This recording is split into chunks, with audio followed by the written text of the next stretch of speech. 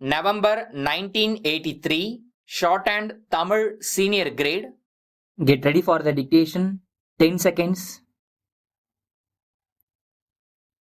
5 seconds. Start. தலைவர் அவர்களே, மக்கள் எல்லோரும் நல்வாழ்வு வாழ வேண்டும் என்று அனைவரும் அடிக்கடி எடுத்துச் சொல்லி வருகிறோம். அதற்காக மக்களால் தேர்ந்தெடுக்கப்பட்ட ஆட்சிகள் மாநில அளவிலும் சரி, மத்திய அளவிலும் சரி நடைபெற்று வருகின்றன என்பதை நாம் அறிவோம்.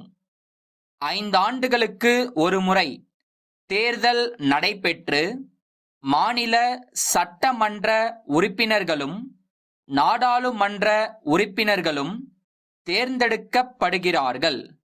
இந்த உறுப்பினர்கள் மக்களுடைய தேவைகளை அறிந்து அவற்றை மன்றங்களில் அவ்வப்போது எடுத்துச் சொல்லி அரசாங்கத்தின் மூலம் நிறைவேற்ற கடமைப்பட்டிருக்கிறார்கள். இதில் முக்கியமான ஒரு விஷயத்தை உங்களுடைய கவனத்திற்கு கொண்டு வர விரும்புகிறேன். மக்களை பொறுத்தவரையில் அவர்கள் தங்களுக்கு எத்தகைய ஆட்சி தேவை என்பதை அறிந்து அத்தகைய ஆட்சியை ஜனநாயக முறையில் அமைத்துக் கொள்ள வேண்டிய பெரும் பொறுப்பு உடையவர்களாக இருக்கிறார்கள். இந்த நிலையில் மக்களை கல்வி அறிவுள்ளவர்களாக செய்வது மட்டுமல்லாமல் ஜனநாயக அமைப்பில் மக்களுடைய பொறுப்பு என்ன என்பதை அவர்கள் உணரும்படி செய்ய வேண்டியது அவசியம்.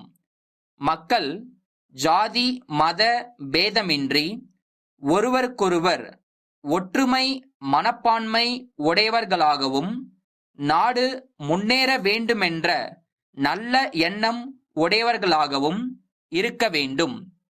அத்தகைய எண்ணத்தை அரசியல் தலைவர்களும் சமய தலைவர்களும் மக்களிடையே ஏற்படுத்த வேண்டுமென்று கேட்டுக்கொள்கிறேன். இவற்றுக்கெல்லாம் அடிப்படையாக நாடு பொருளாதாரத்தில் முன்னேற வேண்டியது அவசியம். பொருளாதார முன்னேற்றம் ஏற்பட வேண்டுமானால் தரிசாக உள்ள நிலங்கள் விவசாயம் செய்வதற்கேற்ற வகையில் மாற்றியமைக்கப்பட வேண்டும். அதற்கு இன்றியமையாதது நீர்ப்பாசன வசதியாகும். நீர்ப்பாசன வசதி செய்ய வேண்டுமானால் ஆறுகளின் குறுக்கே அணைகள் கட்டப்பட வேண்டும். ஏரி குளங்கள் முதலியவை ஆழப்படுத்துவதுடன் கரைகள் பலப்படுத்தப்பட வேண்டும். அப்போதுதான் மழை தண்ணீரை வீணாக்காமல் தேக்கி வைத்து பாசன வசதிகள் செய்து கொடுக்க முடியும். நில வளமும் நீர் வளமும் கால்நடையும் காட்டு வளமும் மனிதனுடைய நன்மைக்காக ஏற்பட்டிருந்தாலும் அவற்றை சரியான முறையில் பராமரித்து திட்டமிட்ட முறையில் பயன்படுத்திக் கொள்ள மனிதன் கற்றுக்கொள்ள வேண்டும். அப்படி இல்லாமல் காடுகளை இஷ்டம் போல் அழித்துவிட்டால் வருங்காலத்தில் மனிதன் கஷ்டப்பட வேண்டியிருக்கும் என்பதை மறந்துவிடக் கூடாது.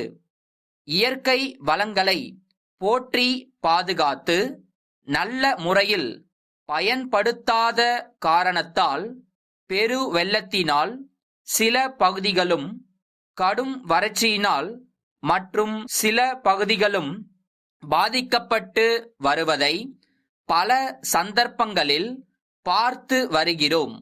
இயற்கை செல்வம் மனித சமுதாயம் முழுமைக்கும் பயன்பட வேண்டும் என்ற எண்ணம் எப்போதும் இருக்க வேண்டியது அவசியம்.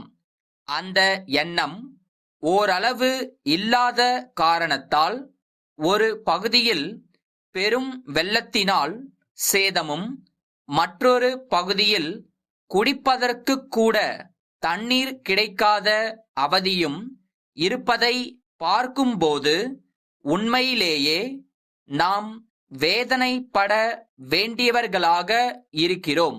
சென்னை ராஜாஜி சாலையிலுள்ள இந்தியன் வங்கியின் தலைமை மேலாளர், செங்கற்பட்டிலுள்ள காமாட்சி சர்க்கரை தொழிற்சாலையின் நிர்வாக அதிகாரிக்கு அனுப்பும் கடிதம்.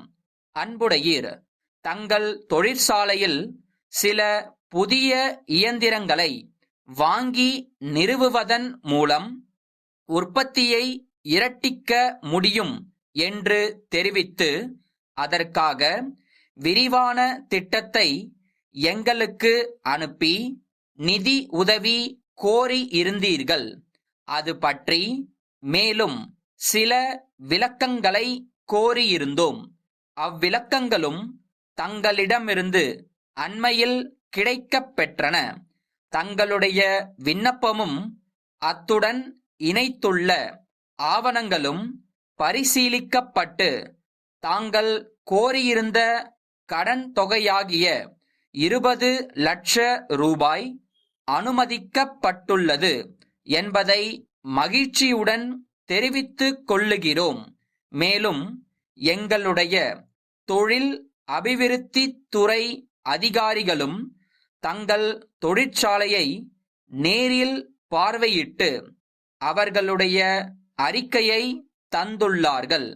அந்த அறிக்கையையும் கருத்திற்கொண்டே மேற்படி கடன் தொகையை வழங்க நாம் முன்வந்துள்ளோம். இத்துடன் இணைக்கப்பட்டுள்ள ஆவணங்களை பூர்த்தி செய்து எங்களுக்கு திருப்பி அனுப்பினால் கடன் தொகைக்குரிய காசோலையை உங்களுக்கு அனுப்பி வைக்க முடியும். தங்கள் நம்பிக்கையுள்ள